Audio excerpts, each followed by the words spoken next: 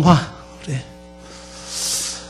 얘기가 좀 이제 성화에 대한 얘기가 좀 길어졌어요. 근데 성화는 이제 거룩해져 간다라는 건데, 그러니까 크리스찬들 성도는 거룩해져 가야 됩니다.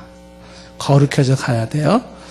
구원을 이야기하는 데 있어서 구원은 하나님의 예정하신부터 선택하신부터 그리고 그 선택하신 자들을 부르시고 부르신 자들을 뭐 그렇게 하시고 쭉 얘기했었잖아요.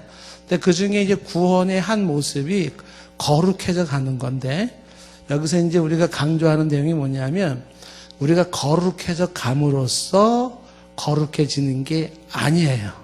그게 아니고 주 예수의 보혈로 거룩해졌으니 거룩한 자답게 사는 거예요. 예, 거룩한 자답게 살아야 돼. 그게 성화예요.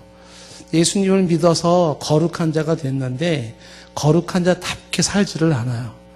그러니까 거지를 왕자가 되기 위해서 임금님께서 특별한 사랑으로 선택으로 왕자가 됐는데 왕자가 됐으니 왕자답게 살아야 되는데 옛날 거지같이 계속 사는 거예요. 왕자가 됐는데. 그러니까 왕이신 그 아버지가 보실 때 어떻게 하겠어요? 가슴이 아픈 거죠. 야, 내가 너한테 은혜를 줘서 왕자를 만들어놨다. 그러면 이제 너는 왕자답게 살아야지. 거룩한 자로 하나님이 은혜를 주셔서 주 예수의 값비싼 십자가의 보혈로 우리를 거룩하다 이렇게 해주셨어요. 그렇다 그러면 이제 우리는 살아가는 삶이 거룩한 자다운 삶을 살아야 되는데 그게 쉽지가 않은 거예요.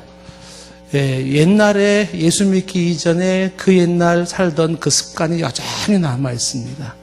그래서 내가 예수 믿기 이전에 살았던 그 삶의 모습들이 그것이 이제 10년 됐든 뭐 30년 됐든 40년 됐든 그게 습관들이 쭉 남아 있고 그리고 아직도 내 안에는 타락한 본성이 아직도 잔재가 되어 있습니다. 잔재가. 그래서 내가 거룩을 추구하지 않으면 어떻게 될까요? 그러면 거룩한 자다운 모습이 안 나와요. 그러면 제일 그 거룩한 자다운 모습이 안 나오면은 제일 불편해지는 게 뭐냐면 하나님과 나와의 관계가 불편해져요. 관계가 취소되는 게 아니라 불편해집니다. 그 불편한 것만큼 나는 하나님의 은혜를 누릴 수 없고 그만큼 하나님의 축복을 누릴 수가 없어요. 이 성화가 지난주 설교 말씀하고도 연결이 되지 않습니까? 그러니까 하나님께서 우리에게 사랑하는 우리에게 복을 주시기를 원하시고 그리고 하나님이 풍성케 하시기를 원하시는데 그 비결이 뭐냐면 너 자신을 육과 영을 온갖 더러운 곳에서 깨끗하게 하자. 깨끗하게 하라는 거예요. 너 자신을 거룩하게 성별시켜라. 그러면 내가 너의 하나님이라는 사실을 천하에 드러나게 해주마.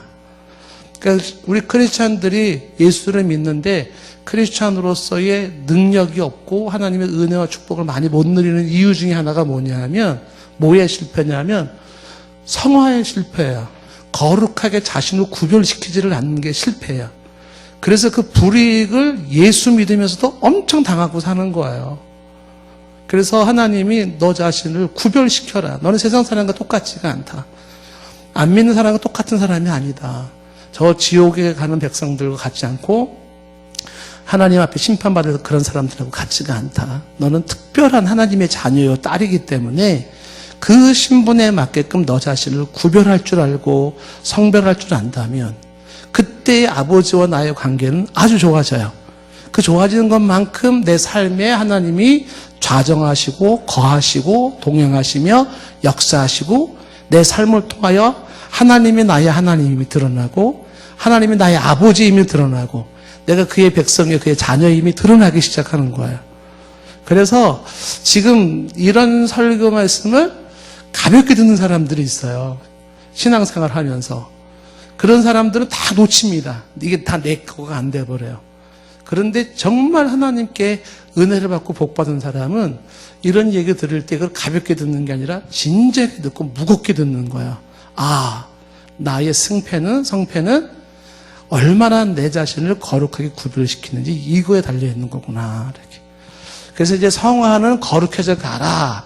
거룩해져 가서 거룩한 자가 되라가 아니라 거룩한 자가 이미 되었으니 거룩한 자답게 살아서 네가 거룩하다는 걸 드러내 보이고 그만큼 하나님이 주신 또 은혜 안에 살아라. 이런 내용을 지금 말씀하고 있는 거예요.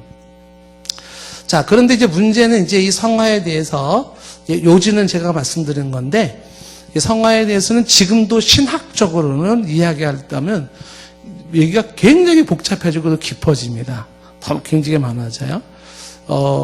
예를 들면은 감리교를 창설한 요한 웨슬레가 말하는 성화와 장로교에서 말하는 성화가 개념이 달라요. 개념이 조금 다릅니다. 그래서 조금씩 다른 것은 있을 수는 있습니다. 그래서 깊이 나가면 굉장히 다르겠지만 우리는 이제 장로교에 입각한 우리가 이제 성화에 대한 개념을 이해를 하는 겁니다. 자, 그래서 성화에 대한 이야기를 쭉 얘기를 하면서 이제 지난번에 성화의 특징을 얘기를 했는데, 성화의 특징은 성화는 시인 협동적이라는 얘기를 했어요. 시인 협동적. 그러니까 하나님의 일방적 사역이 아니고요.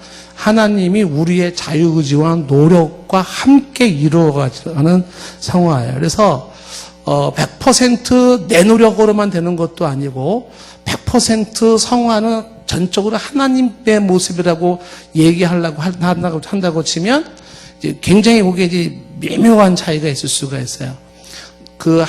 이게 거룩해져 가는 게 사람이 내가 하는 거냐 아니면 하나님이 하는 거냐 라는 질문을 던질 때 정확한 대답은 하나님이 사람을 통해서 하시는 건데, 하나님이 나의 의지, 나의 결단, 나의 수고, 나의 헌신, 나의 노력을 통해서 하는 거예요.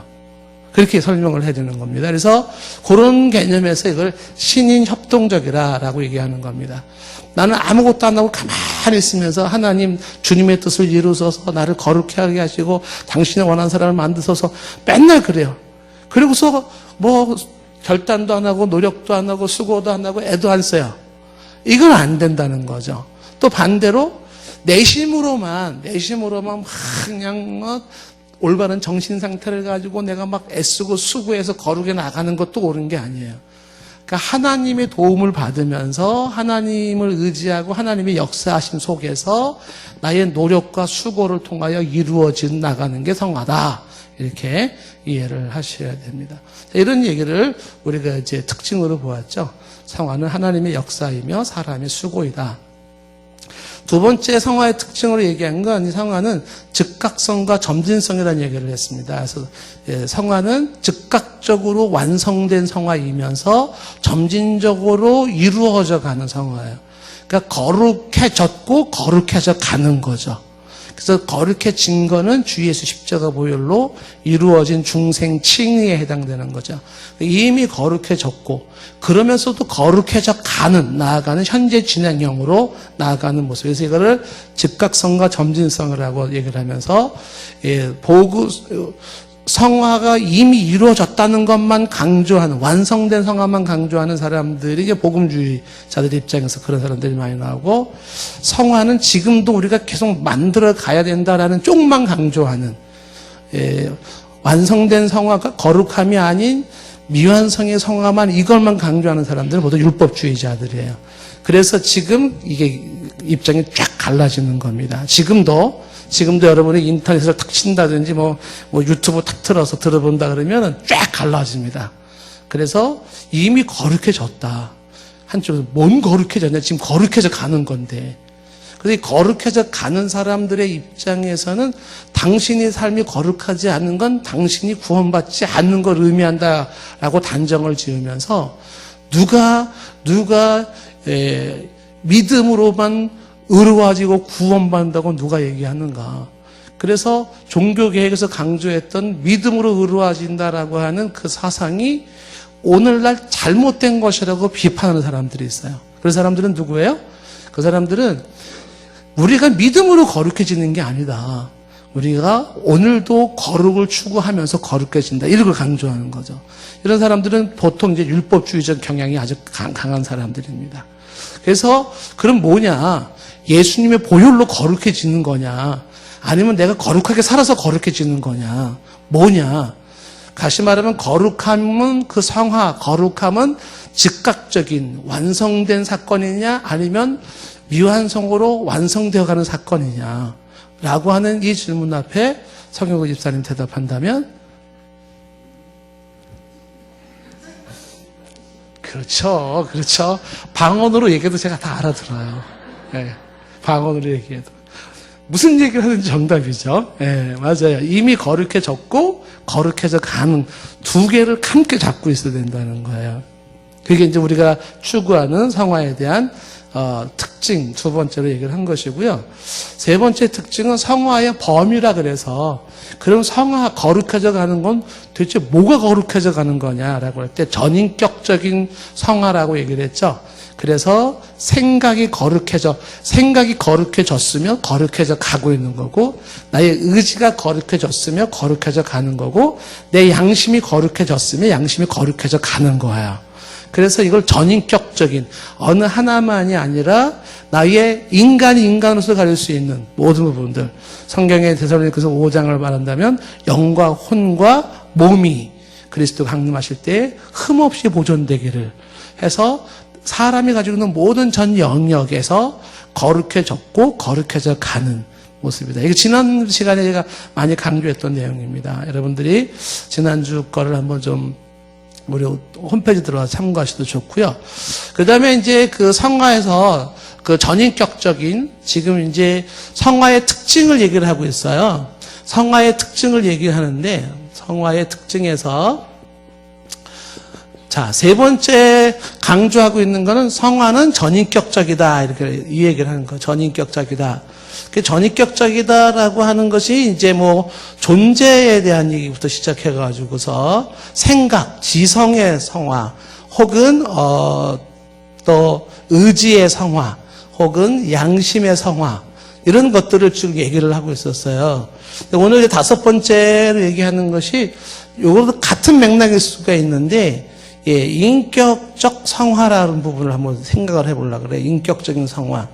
그러니까, 요 인격적이라고 하는 얘기가 다 같은 말로 연결될 수 있지만은, 인격적이다라고 하는 거는 쉬운 얘기를 한다 그러면은 성숙한 삶. 사람이 참 성숙해. 라고 말할 수 있는. 그러니까 예를 들면은, 말을 어떻게 저렇게 덕스럽게 말을 할까? 그러니까 성숙한 사람일수록 말을 덕스럽게 하고, 미숙한 사람일수록 말을 막 해버려요. 그래서 듣는 사람으로 하여금 막 상하게 하지 않습니까? 그런 말 문제뿐만 아니라 분노, 감정 조절도 마찬가지겠죠. 성숙한 사람들일수록 분노가 그렇게 많지 않아요. 미숙한 사람일수록 분노가 많습니다. 그런 부분들. 전반적으로 어떤 존재 지성, 의리, 양심뿐만 아니라 인격적 성숙에 있어서도 뭐 말이면 말, 생각도 생각이면 생각, 혹은 뭐 분노면 분노, 뭐 그다음에 정직이면 정직, 뭐 수많은 것들. 이런 면에서의 성화가 이루어진다라는 겁니다. 성화의 특징에서 전인격적이다라고 인격적 성화인데, 요것도 이제 이미 거룩해졌으니 거룩해져 다와가는 게 이제 우리가 모습이에요. 그러면 이제 인격적 성화에 대한 얘기, 예, 다른 말로 말한다면 요거는 이제 삶이 윤리적이다, 혹은 도덕적이다, 이런 거죠. 혹은 거룩하다, 이런 거예요. 이런 삶에 대한 성화죠. 여러분들은 얼마나 윤리적입니까? 얼마나 도덕적이죠?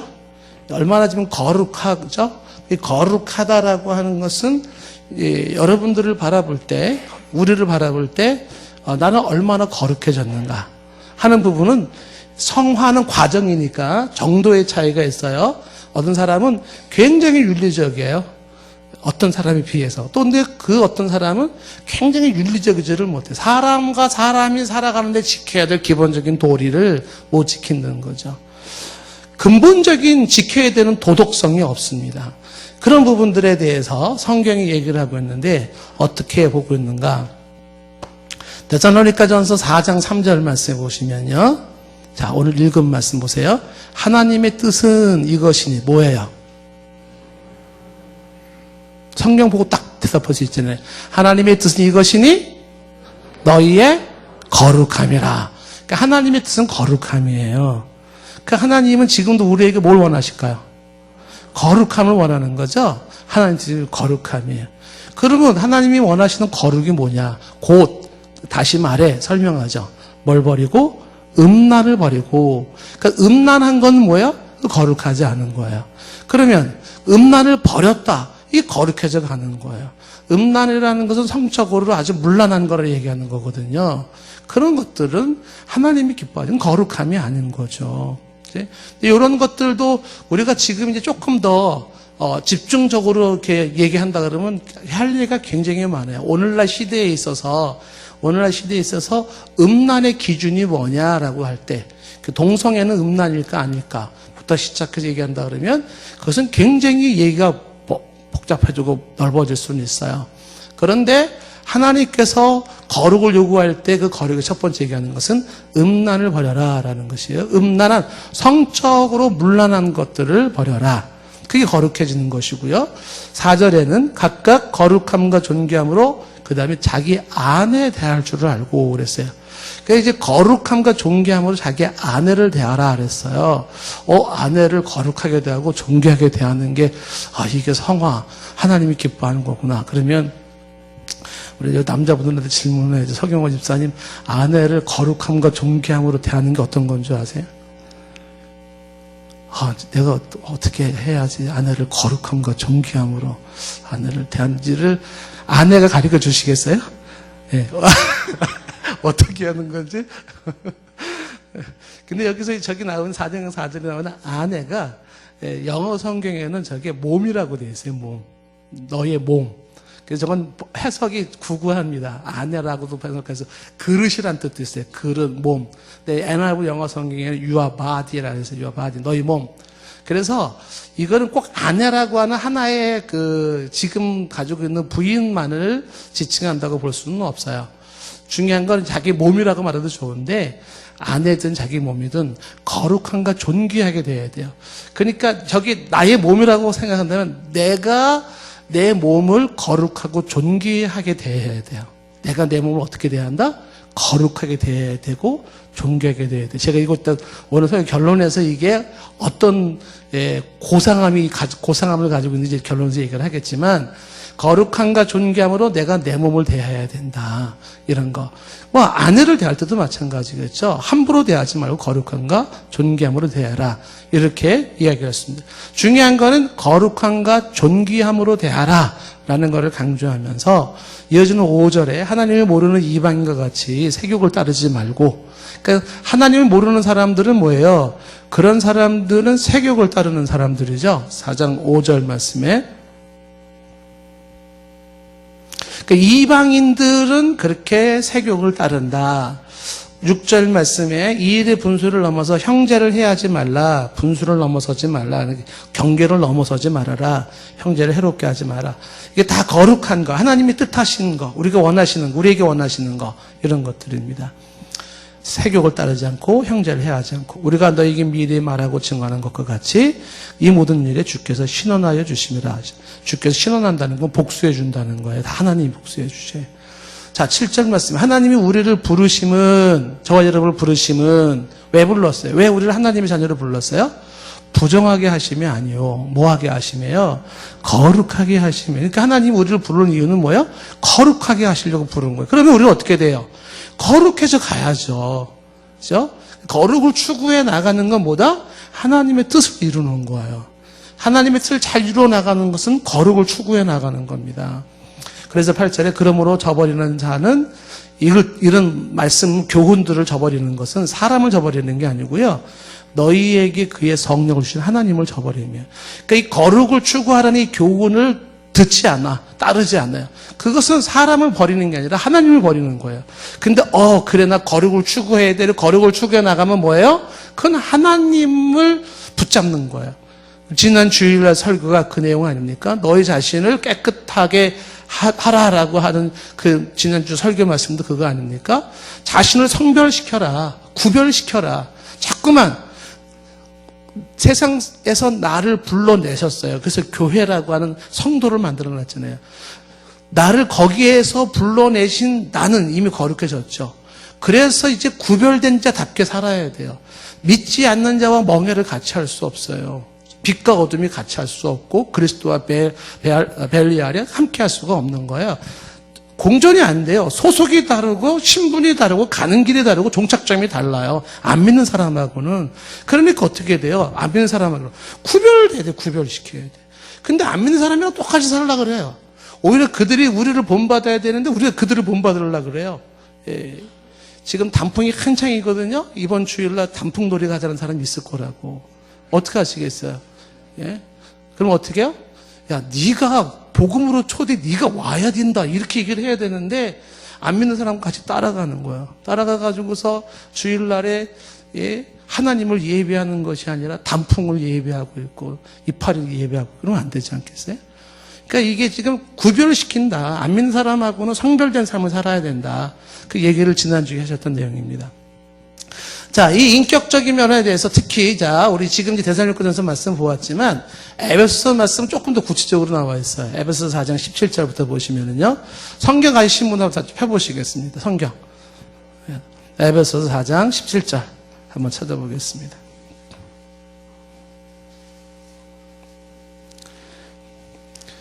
성경을 안 읽는 분들을 위해서 어떤 목사님이 골탕을 먹이시는 분들이 계세요. 성경을 워낙 안 읽으니까 골탕 먹이는 방법이 뭐냐면 에베소서는 창세기 앞에 있습니다. 이렇게 막 찾아야 돼. 창세기 앞에 어디야? 막 이렇게 해야지. 에베소서 요한계시록 바로 뒤에 있으니까 이렇게 이거 뭐야 지금? 저는 그렇게 말하고 싶지는 않아요. 자, 에베소서 4장 17절부터 보시면 그러므로 내가 이것을 말하여 주 앞에서 증거하노니 이제부터 너희는 이방인이 그 마음에 허망한 것을 행하는 것 생각하지만 그러니까 이방인들 안 믿는 사람들은 생각이 허망해요. 18절에 그들은 총명이 어두워집니다. 총명이 없어요. 그래서 무지가 있어요. 무지함. 마땅히 알 거를 알지 못해요. 그리고 그들의 마음은 굳어졌어요. 마음이 강팍해졌습니다. 그래서 하나님의 생명에서 떠난 자들이죠. 19절에는 그 이방인들은 감각이 없어요. 무감각합니다. 죄를 줘도 감각이 없어요. 그래서 감각이 없다 보니까 자신을 방탕에 방임합니다.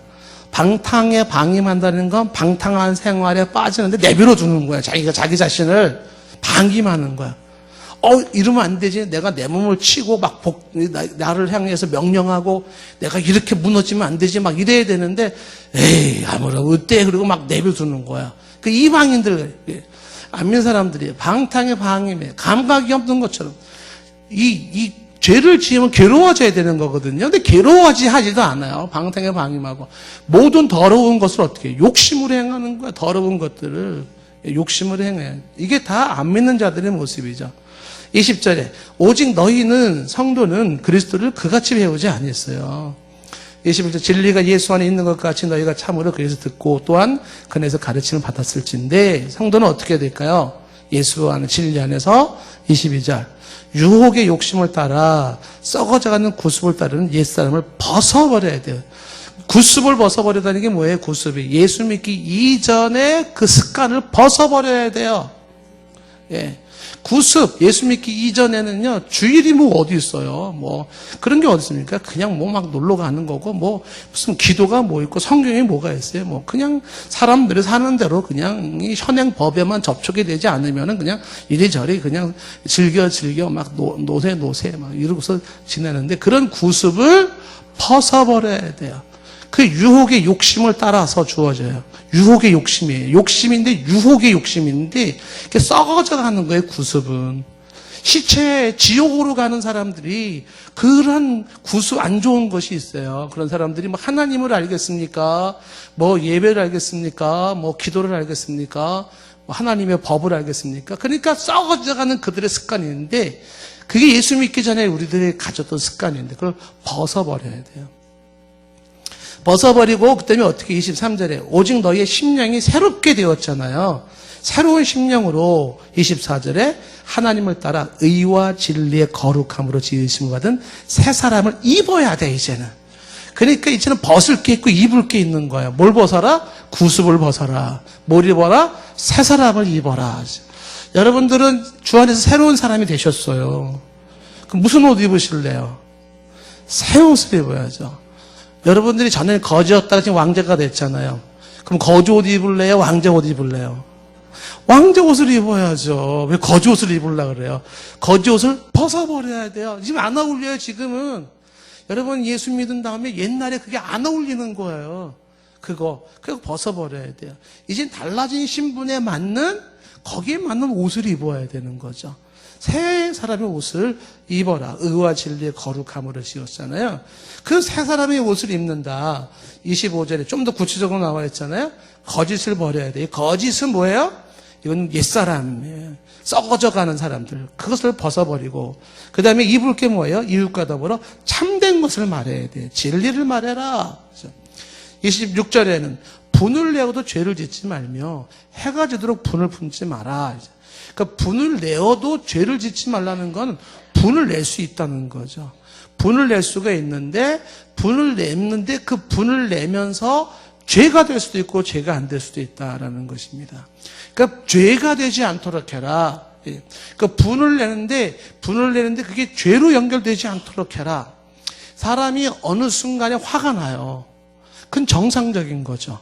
화가 나는 건 정상적인 거예요. 그러니까 화가 나야 될 때 화가 안 나는 사람 있죠.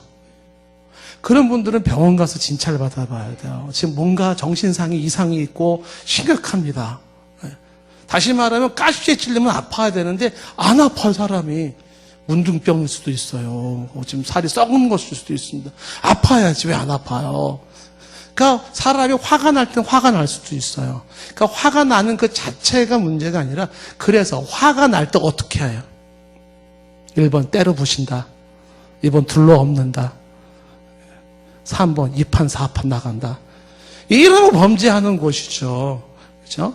그때 조심해야 되는 거예요. 그래서 그 분이 난다고 하더라도 그것을 주관해서 다시 승화시킬 수 있는 방법으로, 그리고 원수 관계를 맺지 않고 적대 관계를 맺는 게 아니라 증오와 저주의 독을 품어내는 것이 아니라, 그것이 하루가 지나기 전에 풀 수 있는 그런 모습으로 다시 그거를 하나님 안에서 해결해 나가야 되는 것을 말하고 있는 것입니다. 그러니까 옛사람에게는 그냥 분이 나면 분이 나는 대로 하는 거예요. 그냥 잡히는 대로 막 함부로 막 하는 건데, 지금 새 사람을 입은 사람은 분이 난다고 분 나는 대로 막 하는 게 아니다. 27절 말씀에는 마귀에게 틈을 주지 말라.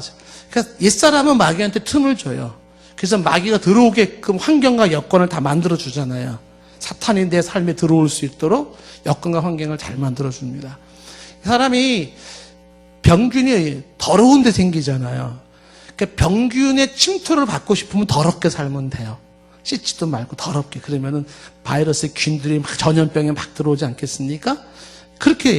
그런데 깨끗이 씻으면 어떻게 되냐면 병균이 못 들어오는 거죠. 그러니까 옛날의 방식대로 막 살아간다는 건 사탄한테, 나의 더러운 썩어져가는 구습으로 막 살아가는 건 뭐냐면, 사탄의 병균으로 비유한다면 사탄님 들어오세요 이런 것이 되어버리는 거죠. 그럼 사탄이 예 그러고서 막 침투에 들어와가지고 막 파괴시키고 멸망시키고 썩게 만들고 병들게 만들고 이렇게 막 하는 거예요. 근데 사탄은 마귀 틈을 주지 않는 게 뭡니까? 더럽히지 않는 거거든요. 깨끗하게 하는 거거든요. 그럼 사탄에 들어오려고 그러다가 병균 같은 사탄에 들어오려고 그러다가 이게 너무 깨끗해서 들어가지를 못하네. 이렇게 되는 거거든요. 그러니까 사탄에게 틈을 주지 말라. 몸을 성별시키고 구별시키면 사탄의 틈을 못하는 거죠. 근데 그렇게 성별시키지 않고 구별시키지 않고 정결함으로 순결함으로 나가려고 하지 않으면 사탄이 막 들어오는 거죠. 막 들어와서 이제 완전히 사탄의 세상이 되는 거죠. 그러니까 거룩함을 이룬다라는 게 27절에는 마귀에게 틈을 주지 않는 것이고, 그 다음에 28절에는 도둑질하는 자는 다들 도둑질하지 말고 벗어버리는 거죠. 옛날에는 이렇게 슬쩍슬쩍 했다. 그러면 그걸 벗어버려야 돼요. 그러면 새 옷을 입는 게 뭘까요? 돌이켜 가난한 사람에게 구제할 것이 있도록 손으로 수고하고 선한 일을 하는 거예요. 그러니까 이거 선택하는 거죠. 버릴 게 있고 선택할 게 있어요. 벗을 게 있고 입을 게 있습니다. 뭘 벗어요? 뭘 버려요? 도둑질 버려야 되는 것이죠. 뭘 선택하고 뭘 입습니까? 구제하는 일, 수고하는 일, 선한 일이죠. 아멘을 안 하는 이유를 제가 알 수가 없어요. 이게 설마하니, 그쵸? 설마하니 29절은 아멘 하겠지. 자, 벗어버릴 것과 입을 것을 얘기했는데 29절에 무릇 더러운 말은 너 입 밖에도 내지 마라. 이거 다 벗어버려. 더러운 말은 벗어버려야 돼. 그리고 오직 덕을 세우는 데 소용되는 대로 선한 말을 하여 듣는 이에게 은혜를 끼쳐라. 이게 입을 거예요. 아멘 하신 분들에게 주께서 은혜의 복으로 자손 대대 은혜와 축복이 있기를 축원합니다. 그래도 아멘을 안 하시는 분들에겐 주의 자비와 긍휼로 불쌍히 여기시기를 바라요. 벗을 게 뭔지, 입을 게 뭔지 아시겠죠? 이 말도 벗어버릴 게 뭐냐면, 더러운 말이 있잖아요. 말이 더러워요. 그런 건 입 밖에 내지도 말아라 하지. 덕을 세우는 말이 있어요. 선한 말. 듣는 이들이 어떻게 해요? 들으면은 은혜가 되는 말이 있어요. 이게 뭐예요? 그게 거룩해져 나가는, 성숙해 나가는 비결이에요. 성숙해 나가는 비결. 사람이 인격적으로 성숙한다. 말의 성숙이 뭐겠습니까? 이 더러운 말을 피하는 거고요. 그럼 어떻게 됩니까? 듣는 사람이 은혜가 되고 덕스러운 말을 해나가는, 그걸 자꾸 선택하는 거지 않습니까? 그런 거예요. 근데 사람이 어느 날 아침에 갑자기 뭐 천사처럼 말하지 못해요. 그러니까 옛날에 쓰던 말투가 있다고요. 그 말투가. 그게 쉽게 안 바뀌어진단 말입니다. 그래서 그걸 어떻게 해요? 하나도 자꾸 벗어버리도록 해야 돼요. 혹시 그 옛날에 그 안 좋은 말이 나온다. 그러면 어떻게 해요? 또 회개해야 되죠. 결단해야 되죠. 그리고 좋은 말 쓰려고 또 공부하고 또 그걸 추구해 나가면서 언어의 변화가 자꾸 일어나야 되는 것이 않겠습니까? 그렇죠? 예. 옛날에는 뭐 말만 하면 막 욕을 하고 막 18에다가 개 X에다가 막 했다. 그러면 이제는 개를 좀 뺀다든지 18을 좀 바꾼다든지 뭐 이렇게 해서 자꾸 좋은 말로 좀 나가야 되지 않겠습니까? 그렇죠? 여러분들 이해가 되시죠? 아멘이시죠? 근데 이게요, 이렇게 여러분들은 아멘을 한다는 그만큼 여러분들은 하나님의 은혜를 받는 사람이에요. 근데 이게 이해가 안 되는 사람들이 있어요. 이 얘기가. 이해가 안 됩니다. 그래가지고 이런 설교를 듣고도 뭐 계속 그냥 그 더러운 말을 막 하는 거예요. 막. 예. 자, 30절 말씀에는 하나님의 성령을 근심하게 하지 마라. 예, 성령을 성령이 근심해요. 왜냐하면 좀 이따가 나오지만은 성령이 우리 속에서 역사하는 게 뭐냐면 거룩을 이루는 거거든요. 성령의 열매가 거룩의 열매예요. 그러니까 성령은 우리 안에서 거룩을 이루는데 반대로 우리가 나간다. 그럼 성령을 근심하게 하는 거죠. 성령은 영이시지만은 인격체시기 때문에 탄식하시고 근심하시고 하지 않습니까? 31절 말씀에는 너희 모든 악독, 노함, 분냄, 떠드는 거, 비방하는 거, 이걸 모든 악과 함께 버려야 됩니다. 벗어버려야 돼요. 입을 게 뭐겠습니까? 32절에 친절, 불쌍히 여기는 거, 용서하는 거, 이런 것들 하나님이 그리스도 안에서 너희를 용서하는 것 같이 어떻게 해라? 다 받아들여, 용서하고 이런 걸 다 입어라라는 것입니다. 자, 이게 지금 무슨 얘기를 하고 있는 거냐면 인격적 상황에서 일부를 얘기를 하고 있는 거죠. 사람이 참 깨끗하게 살아간다, 도덕적으로 살아간다, 윤리적으로 살아간다, 성숙하다, 이런 것들이 성화로서 추구해 나가야 될 모습이죠. 물론 지금 얘기한 성령이 언급된 것만의 다는 아니에요. 이 외에도 더 들어갈 게 있다면 인격적으로 들어갈 수 있다면 근면도 들어갈 수 있을 거예요. 그러니까 게으르게 살아가는 거는 그것도 죄잖아요. 옛 구습입니다. 구습은 게으른 거예요. 근데 주님 안에서 새로운 사람, 왕자답고 거룩한 자답게 사는 게 뭐냐면 부지런하게 살아가는 거죠. 근면한 겁니다. 근면. 그리고 검소하게 살아가는 것이고 공동체 의식에 함께 동참하시고. 여러분들 이제 우리 교회가 굉장히 좋아진 것 중에 하나가 굉장히 우리 교회 성도님들이 공동체 의식이 굉장히 좋아졌어요. 네, 저도 아멘 하겠습니다. 아멘. 이 공동체 의식이 뭐냐면 뭔가 공동체에서 뭔가 한다라고 할 때 보통 이제 이런 의식이 없는 사람은요 여기에 협조를 안 해요. 공동체를 위한 협조를 안 합니다. 근데 공동체 의식이 강한 사람들이 뭐냐면 내가 회장이 아니어도 어떻게 해요? 기꺼이 공동체가 잘 될 수 있도록 협조를 아끼지 않는 거예요. 그러니까 이 미숙함이 뭐냐면 전체를 생각할 줄 모르고 함께 더불어 잘 사는 걸 생각을 못해요. 미숙한 사람들일수록. 자기밖에 모르고 자기 편할 대로 하고 그런 거예요. 근데 성숙한 사람의 특징이 뭐냐면 내가 좀 수고를 하더라도, 내가 좀 손해를 보더라도, 내 고생을 하더라도 어떻게 해요? 공동체가 잘 될 수 있기를 바라고 협조를 아끼지 아니하고 앞에 상 리더가 있으면 어떻게 해요? 적극적으로 밀어주고 후원해주고 하는 거거든요. 그런 것들도 다 인격과 연결되는 거예요. 인격적이지 못한 사람들은 공동체의식이 없어요. 부지런하지도 않고 전략하지도 않고 뭐 돌 쓰는 거, 시간 쓰는 거 등등 모든 것이 다 인격적인 성화가 이루어지는 것이다. 이게 하나님이 성령을 통해서 나로 하여금 이러한 인격적인 삶을 추구해 나가시면서 그러면서 내가 이 일에 같이 협조하면서 그런 삶을 내가 만들어가는 거예요. 하나님은 지금도 뜻을 두시고서 이런 거룩함을 이루어 나가기를 원하시죠. 그리고 하나님이 지금도 일하고 계시는 거예요. 성령을 통해서 자꾸 일하시는 거예요. 야, 너 좀 더 이렇게 생각을 바꿔야 되지 않겠냐? 네가 좀 더 결단을 잘해야 되지 않겠냐? 네가 말을 좀 잘해야 되지 않겠냐? 이런 식으로 계속 성령이 역사를 하실 때 그때 어떻게 해요? 민감한 모습으로 예 하면서 내가 나의 의지적으로 경청하고 결단하고 반성하고 도전하고 나아가는 그러한 모습이 하나님의 뜻과 나의 순종이 함께 거룩한 자다운 모습으로 빚어져 나가요. 이게 궁극적으로 그리스도의 형상이 이루어져가는 과정이에요. 깨져있는 하나님의 형상 그리스도의 모습이거든요. 그 깨져있는 내 모습이 성화를 이루면서 내 안에서 자꾸만 그리스도의 그 모습, 하나님이 처음 창조할 때 하나님의 형상의 모습이 드러나는 모습이에요. 성화가 안 이루어지면 그 하나님의 모습이 안 나오고 그리스도의 형상을 이룰 수가 없어요.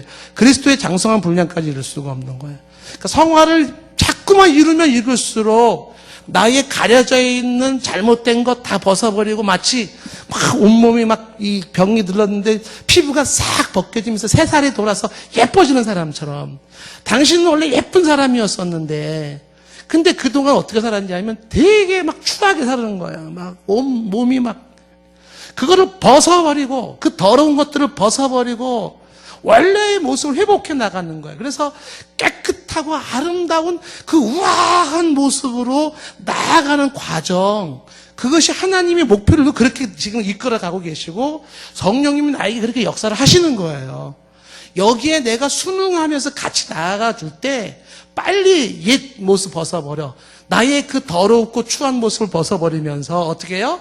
자꾸 나의 아름다운 모습, 그리스도의 형상, 하나님의 형상을 이루어 가는 것입니다. 성화가 좋은 것 같아요? 안 좋은 것 같아요? 좋은 것 같죠. 그렇죠. 자, 그 성화에 대해서 성화는 전인격적이다 얘기를 했고요. 그러면 이제 이거를 옛사람과 성화에 대해서 옛사람과 새사람에 대한 관계를 잠시 좀 얘기를 하면 새사람의 관계를 얘기한다면 지금 우리가 얘기한 거죠. 그러니까 옛사람의 썩어져가는 구습을 벗어버려라 라고 했죠. 그리고 새사람의 옷을 입어라 그랬잖아요. 이게 거룩해졌으니 거룩한 자답게 살아라 그랬잖아요. 그러니까 우리가 예수 그리스도를 믿을 때 어떻게 돼? 옛사람이 죽었고 새사람이 되었죠. 그렇죠? 예수를 믿을 때 이미 옛사람은 죽었어요. 죽었는데 안 죽은 척 하지 마세요. 로마서 6장에 너희가 죽은 것을 여겨라, 확인하라고 얘기를 하잖아요. 근데 사탄이 속인다고요. 예수를 믿었는데 마치 나 옛사람이 안 죽인 것처럼 속이고 있어요. 속지 마세요. 여러분 옛날 여러분 죽었습니다. 나 안 죽고 그대로 있는데. 그건 깨닫지 못할 뿐입니다. 예수님을 믿는 그 순간에 옛사람은 죽었어요. 그리고 나는 새로 지음을 받았어요. 이게 뭡니까? 중생이잖아요. 거듭남이. 여러분들은 예수 믿는 순간에 다시 태어났습니다. 지금의 나의 존재가 옛날의 존재랑 달라요. 어떤 분이 이걸 인식을 못할 수도 있어요. 내가 옛날에 지금이랑 예수 믿기 전과 후가 그 존재가 아니냐? 아닙니다. 죄와 사망 아래에 있던 자와 거기서 해방되어 의와 생명으로 바뀌어진 존재는 다른 거예요. 그래서 이미 옛사람은 죽었고 새사람을 입은 상태에서 여기에서 끝나는 게 아니죠. 중생은 이제 출발이잖아요. 성화의 시작이란 말이에요. 그러면 이제 중생한 자답게 새로워진 자답게 살아가야 되지 않겠습니까? 그럼 뭐예요? 이제는 옛날의 그 구습을 벗어버리죠. 그리고 새 사람으로서 살아가야 할 새 옷을 어떻게 해요? 이것을 입어야죠. 그러니까 여러분들이 벗을 게 뭐고 입을 게 뭔지, 예수 믿는 사람으로서 내가 벗어버려야 될 것이 뭔지, 말이나 생각이나 행동이나 모든 것에 있어서. 그리고 내가 정말 이제 예수 믿는 사람으로서 내가 해야 할 말이 뭐고, 생각할 게 뭐고, 행동할 게 뭔지, 입을 게 뭔지, 이런 것들에 대해서 공부하려면 공부해야 될 것이고, 성령이 깨닫게 해줄 수도 있고 해서 벗을 거 벗고 입을 거 입으면서 새 사람이 되었으니 새 사람자다운 모습으로 우리가 드러나기 시작해야 돼요. 그때 새 사람이 되면 될수록 내가 너희 아버지다라고 하는 사실이 천하에 드러나기 시작해. 저 사람이 아버지는 하나님이셔. 저 사람은 하나님의 자녀야. 이게 드러나기 시작을 하는 거예요. 그리고 하나님은 누구한테 거하신다? 여기에 거룩함을 입은 이자들, 자신을 섬기는 이자들 가운데 그들 안에 거하시고 그들 가운데 행하시는, 그들과 함께 동행하시는 하나님이 되신다는 거죠. 이게 옛사람과 새사람의 모습입니다. 그래서 이제 갈라디아서 5장 16절 이하의 성경을 제가 찾지 않고 넘어갈 테니까 갈라디아서 5장 16절부터 26절까지 말씀에 무슨 얘기가 나오냐면 성령의 역사가 나와요. 성령의 역사. 그래서 육체의 삶을 살지 말고, 육체의 삶을 살지 말고 성령을 따라 살아라. 성령을 따라 사는 것이 갈라디아서 5장 22절에 나와 있는 것처럼 사랑부터 절제에 이르기까지 성령의 열매가 있어요. 이 성령의 열매를, 성령을 맺기를 원하시는 거죠. 이 성령의 열매가 뭐예요? 이게 성화의 열매죠. 지금도 내 안에서 성령님은 끊임없이 이 성령의 열매로 성화의 열매, 사랑이랑 화평, 자비, 인내, 충성, 자비, 온유, 절제를, 이 열매를 맺도록 막 역사를 하고 있는 거예요. 지금도. 그래서 만약에 여러분들이 그 부분에서 실패했다. 그럼 실패할 수 있죠. 아직도 내가 완벽한이 아니니까. 그러면 어떻게 돼요? 성령의 역사하시는 사람은 성령의 역사하심 따라서 그걸 이루지 못하고 실패했을 때는요, 괴로워지는 거예요. 그때의 괴로움은 좋은 괴로움이에요. 내가 하나님이 원하시는 뜻을 이루지 못했을 때 깊은 후회가 들고, 그리고 자기 자신을 향하여서 정말 가슴 아픈 그 통회하는 마음을 갖는 거는, 그거는 뭐예요? 좋은 거예요. 왜? 그 아픔만큼, 통회하는 것만큼, 그 깊은 좌절의 만큼 어떻게 돼요? 다시 한번 굳게 결단할 수 있고 다시 출발할 수 있게 되기 때문에 그러는 거예요. 근데 심각한 거는 뭐냐면 이루지 못했을 때 하나님께서 원하시는 뭐 사랑의 열매, 기쁨의 열매, 무슨 뭐 자비의 열매, 이런 열매를 맺지 못했을 때에 실패된 내 모습에서 괴로움도 없어요. 그것 때문에 슬퍼하지도 않고 통회함도 없어요. 이게 심각한 거예요. 뭔가 지금 심각한 병이 걸린 거거든요. 넘어지고 쓰러지더라도 그때 다시 한번 어떻게 해요? 아픈 마음으로 회개하고 주 예수 십자가를 튼튼히 붙잡고 그 대속의 은혜를 의지하면서 다시 한번 일어서서 나갈 줄 아는 것. 이게 진정한 신자의 모습인 것이죠. 자, 그런데 여기서 이제 하나 더 이런 얘기를 한번 해보고 싶어요. 자, 여러분들 보세요. 예수 믿는 사람이 더 거룩할까요? 예수 안 믿는 사람이 더 거룩할까요? 또 우리끼리라고 또 예수 믿는 사람들. 직장에 가면은 예수 믿는 사람들이 더 거룩해요? 예수 안 믿는 사람이 더 거룩해요? 사람마다 다르지 않아요? 예? 사람마다? 예. 제가 우리 그 장항에 갔더니 그 장항에 그 황여식 목사님 그 교회 그 성도님들이 굉장히 밝아졌어요. 아주 여유도 있고, 아주 그 시골이라고 하기에는 이제는 아주 좀 시골이 아닌 것 같은 느낌이 드는데, 거기 카페 있잖아요. 로데메 집에. 카페에 있는 집사님 한 분이 그 카페에서 일을 해요. 카페에서. 저 집사람이 이제 그분한테 물었어요. 집사님이세요? 권사님이세요? 물었어요. 그러니까 그분이 뭐라는 줄 아세요? 얼굴을 보세요. 권사 같은가?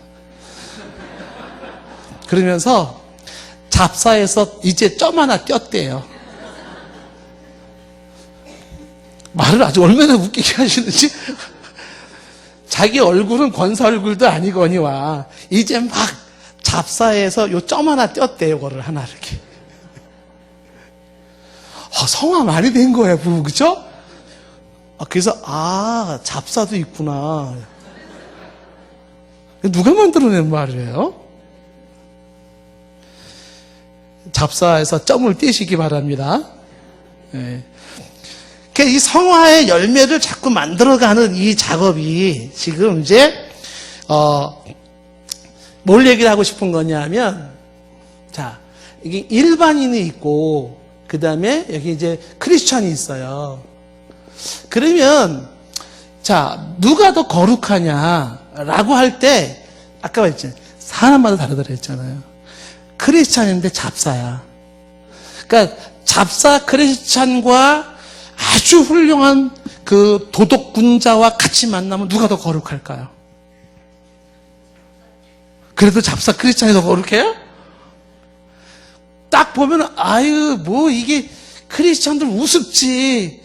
야 너는 어떻게 예수 믿는 사람이 그거밖에 안 되냐. 승질머리하고 말하는 거 보고 행동하는 거 보면 너는 잡사가 아니라 샵샤다 그냥 막 뭐 이런 말 나오려고 하지 않겠습니까? 근데 어떤 사람은요 정말 반듯해요. 정직하고 책임의식 강하고 공동체의식 강하고 섬길 줄을 알고 희생정신도 있고 훌륭해. 근데 그분은 예수를 안 믿어요. 그러면 그 사람이 더 나아 보이지 않겠습니까? 그러니까 일반인과 크리스찬을 얘기할 때 공통적인 점이 있다면, 공통적인 점이 뭐냐면 둘 다 지금 뭘 추구하냐면 거룩을 얘기할 때 둘 다 삶이 거룩을 추구해요. 거룩을 추구한다. 근데 일반인들 중에는 그 거룩함을 더 앞서 나간 사람이 있을 수 있다는 거예요. 더 윤리적이고 일반인들 중에 더 도덕적이고 그리고 더 성실하고 더 인격적이고 더 성숙한 사람이 있다. 그런데 예수를 믿는 크리스찬이지만 그도 거룩을 추구해 나가는데 아직도 안 믿는 사람에 비해서는 덜 성숙하고 덜 인격적이고 덜 도덕적이고 덜 윤리적인 사람이 있다는 거예요. 제가 지난번에 얘기를 했잖아요. 만약에 이제 예수 안 믿는 인격자와 예수 믿는 망나니가 있는데 둘 중에 하나를 사위를 맞이한다면 누구를 사위를 맞이하겠냐. 예수 안 믿는 인격자와 예수 믿는 망나니. 물어보나 마나 여러분들은 뭐. 자, 그런데 이 공통적인 점은 거룩을 추구해 나가서 일반인이 더 앞설 수도 있죠. 그리고 여긴 더딜 수가 있습니다. 그렇죠? 물론 뭐 크리스찬이 더 성숙한 사람도 있을 수도 있고 그렇죠. 그런데 차이점이 있습니다. 차이점. 다른 점이 뭐냐? 차이점이 뭐냐?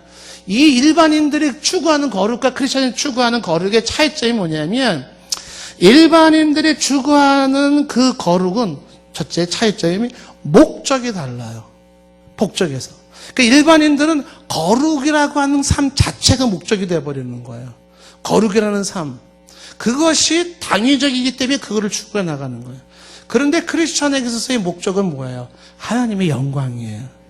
내가 오늘도 거룩하기를 원하는 것은 나를 위해서가 아니라 하나님의 영광을 위해서예요. 궁극적으로. 그리고 이 일반인들은 하나님의 영광이라는 개념이 없죠. 그냥 나를 위한 거죠. 근데 이 목적이 누구를 위하는 것이냐는 그 목적에 따라서 거룩을 추구하는 이것이 달라요. 설명이 좀 많이 필요할 수는 있겠지만. 그러면서 또 하나의 차이점이 뭐였어요? 목적이 다르고 또 하나는 뭐야? 방법이 달라요. 일반인들은 거룩을 추구할 때 그 방법이라는 게 뭡니까? 그 방법은 말 그대로 고행, 금욕, 수행, 투쟁 이런 것들이 온전히 나의 수고와 나의 노력으로 강한 도덕관념을 키우고 강한 윤리의식을 키우고 교양을 쌓고 상식을 강조하면서 순전히 자기의 수고와 노력으로 거룩을 이뤄나가죠. 그건 나쁜 거 아니죠. 그렇죠? 그것도 필요하죠. 근데 이들이 그 없는 크리스찬들에게는 하나가 더 뭐겠어요? 누구보다도 높은 그런 도덕의식을 갖는 것도 가질 수 있고 그 다음에 윤리의식을 가질 수도 있고 하지만 크리스찬의 방법론은 여기 하나가 뭐가 달라요? 여기 방법론은 예배와 기도와 말씀으로 성령의 역사로 하나님의 은혜로 이런 게 다른 거예요. 그러니까 똑같이 우리가 거룩해 나가야 된다라고 할 때 이 사람들이 거룩에 대한 의식이 높았을 때는 앞서갈 수 있고 크리스찬이지만 성화를 모르는 꼭 이 의식이 없는 사람은 더딜 수는 있어요. 그러나 똑같이 거룩을 추구한다라고 할 때는요, 방법론에서는 이 사람들은 자기 고행과 수고와 노력으로 추구해 나가지만 크리스찬들도 당연히 자기 수고와 노력을 하죠. 그러나 플러스 알파가 뭡니까? 예배를 통하여서, 말씀을 통하여서, 성령의 역사하심으로, 하나님의 은혜로 거룩을 이루어 나가는 거죠. 크리스찬이 제대로 거룩을 추구한다 그러면은 이 사람들이 추구하는 거룩, 크리스찬이 추구하는 거룩은요, 목표도 다르고 기본도 근본 다르지만 방법도 달라요. 방법도. 그래서 크리스찬들은 하나님의 영광을 위하여서 오늘도 자기를 희생하고 그다음에 오늘도 주님 앞에 나를 드리고 헌신을 하면서 기도하면서 말씀에 근거하여서 그리고 성령의 역사하심으로 은혜로 추구해 나갈 때 이때의 거룩이라는 게 훨씬 빠른 거죠. 훨씬 빨라요. 사람은 자기 힘으로만 하는 데는 한계가 있어요. 그래서 이쪽에 있는 사람들이, 일반인들이 이렇게 거룩을 추구하는 사람들이 거의 완벽주의를 추구해 나갈 때, 그 완벽주의를 추구해 나가면서 겪는 게 뭐냐면, 결과적으로 추구하시는 게 뭐냐면, 자기가 이 거룩을 온전히 못 이룬다는 한계를 보게 됩니다. 인간으로서.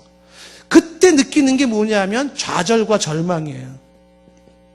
왜 나는 이거밖에 안 되나? 스스로가 자기를 체크해요. 그리고 이 좌절과 절망에 헤어나지를 못하는 거예요. 그러면서 인생이 회의주의자가 돼버리고, 그리고 이것은 내 운명이라고 운명론에 빠지게 되면서, 심한 경우에는 어디로 가냐? 키에르케고르가 얘기를 하잖아요. 이게 심한 경우에는. 그때는 죽음이 상책이야. 나 같은 거 살아서 뭐해. 이렇게 나간다는 거예요. 결론적으로. 근데 여기서 크리스찬들이 나갈 때는 어떻게 돼요? 여기서는요, 이 거룩을 추구해 나가지만 이 크리스찬들에게는 뭘 인정하고 전제하고 있냐면, 나는 부족합니다. 나는 안 됩니다가 전제예요. 그래서 나의 연약함을 어떻게 하냐면 인정을 하는 거예요. 나의 연약함을 인정하면서, 그래서 그냥 발 뻗고 눕는 게 아니라 연약함을 인정하면서, 그러면서 필요한 게 뭐예요? 그때 하나님의 은혜와 또 성령의 역사하심을 구하고 기도로서 하나님의 도움을 받고 나아가는 거죠.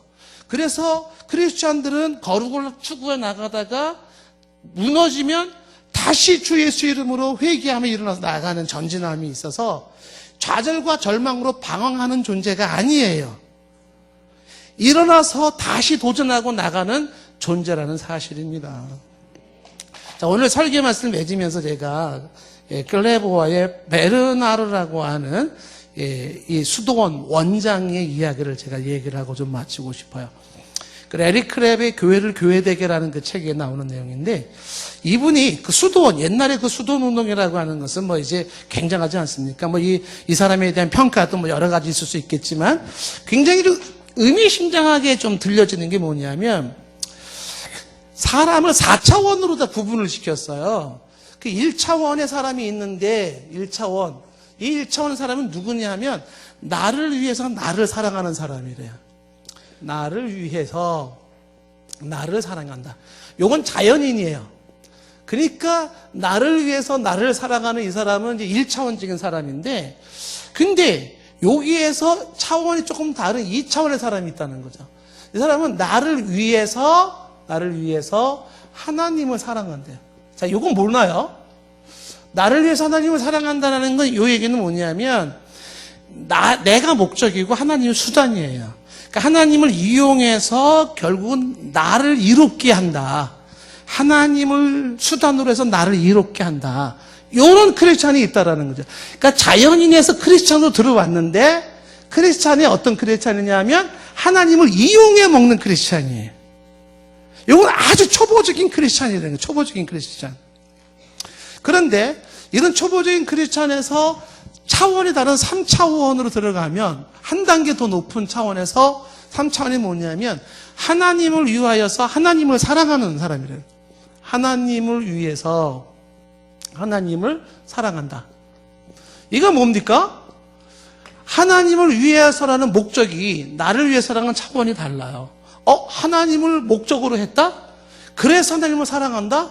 이거는 이제 이 사람에 비하면 굉장히 성숙한 사람인데, 요거를 철든 신앙이라고 해요. 철이 들었어, 철이. 근데 네 번째 4차원의 이 사람이 성숙한 크리스찬이라고 얘기를 하는데 4차원이 뭐냐면 하나님을 위해서 나를 사랑하는 거래요. 이것도 뭘 얘기입니까? 하나님을 위해서 나를 사랑한다는 게 하나님을 위해서 하나님 사랑하는 것보다 더 고차원적이라는 거예요. 그러니까 하나님을 진정 위해서 그의 영광을 드러내려고 그 방법 중에 하나가 뭐냐면 나를 사랑하는 거예요. 나를 사랑하는 게 목적이 아니라 이건 수단이죠. 뭐를 위해서? 하나님을 위해서. 그래서 나를 사랑한다는 것은 나의 약점을 받아주고 나의 부족함을 받아주고 나의 연약함을 인정해요. 그렇게 해서 내가 나를 거부하는 게 아니라 내가 나를 오늘도 보듬어줘요. 내가 나를 끌어안아줍니다.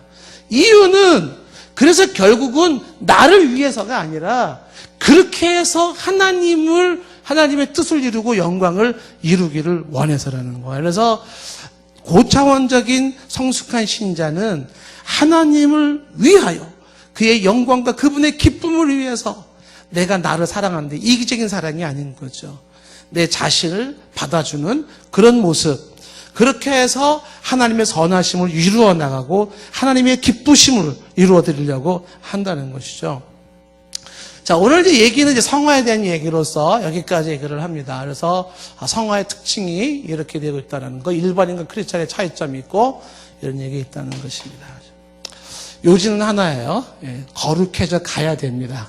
그래서 이제 거기에 따른 여러 가지 토론거리가 많지만 요지는 거룩해졌으니 거룩한 자답게 살려고 하는 나의 수고와 노력과 애씀이 필요하고 그만큼 나는 빠른 진보를 이룰 수가 있다. 거룩함의 진보를 이룰 수가 있고 진보를 이룬 것만큼 나를 통하여 하나님이 영광을 받으시고 결과적으로 따라오는 게 결국 나를 유익을 주지만은 그러나 내가 성화가 덜 되면 덜 될수록 그만큼의 나는 불이익이 있다는 것입니다.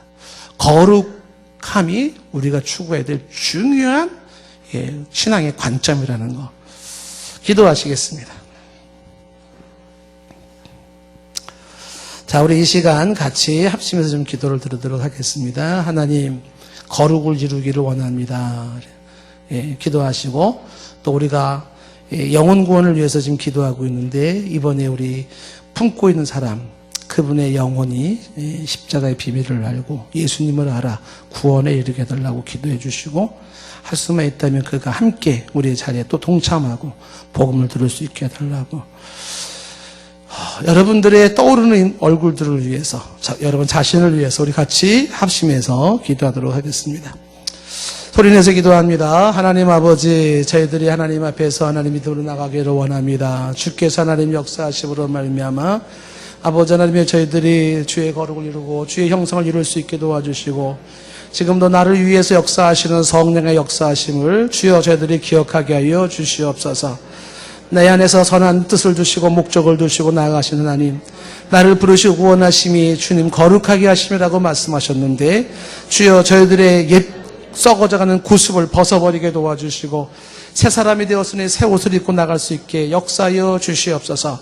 성령의 일하심에 민감하게 하시고 순복하며 순종하며 말씀 따라 내 양심과 마음을 따라서 역사하시는 주의 거룩함을 추구하는 심령들이 되게 허락하여 주시옵소서. 영혼 구원을 저희들이 기도합니다. 하나님 아버지, 주여 손을 들어 기도할 때 그 영혼 속에 성령님 역사하시고 열린 마음을 주시어서 어떤 모습으로든지 복음을 듣게 하여 주시옵고 십자가의 비밀, 그리스도의 비밀을 알게 하사 주께서 십자가에 이루어 놓으신 구원의 완성, 하나님의 의를 받아들여 새 생명 갖게 하시고 죽었던 자가 살아나는 역사가 일어나게 하여 주시옵소서. 누가 하나님의 택한 백성인지 알지 못하고 누가 구원에 이를지 알지 못하지만 저들은 다만 기도하며 씨를 뿌리며 물을 줄 뿐입니다. 살아나게 하신 이가 하나님이실진데 이 시간 역사하여 주시옵소서. 저희들 마음속에 영혼을 품을 수 있는 마음 주신 것 감사하고 그들을 향하여 기도할 수 있는 마음을 주신 것 감사합니다. 하나님 아버지, 주여 더 열심히 축복하는 가운데 가운데 이것이 주님 앞에 영광이 되게 하시고 우리 가운데도 복이 될 수 있도록 주장하여 주시옵소서. 한 영혼 한 영혼 구원하는 이 일에 사탄에 틈타지 못하게 하시고 마귀가 틈타지 못하게 하시고 인간적 생각 들지 않게 도와주시옵고 온전한 성령의 역사하심 하나님이 기뻐하시고 주 예수 기뻐하시는 그 일을 이룰 수 있게 인도하여 주시옵소서. 준비하며 나아갑니다. 하나님 아버지 잘 준비되게 하시고 허다한 무리가 주께 나와 예수 믿고 구원 이루는 모습을 보게 하여 주시옵소서. 묵백성들의 십자가 든든히 붙잡고 나가게 하시며 구원의 기쁨을 찬양하는 역사가 있게 하여 주시옵소서. 이 사명을 감당하는 우리 심령 우리 교회 되게 하여 주시옵고 하나님 앞에 영광 되게 하여 주시옵소서. 예수님의 이름으로 기도드리옵나이다.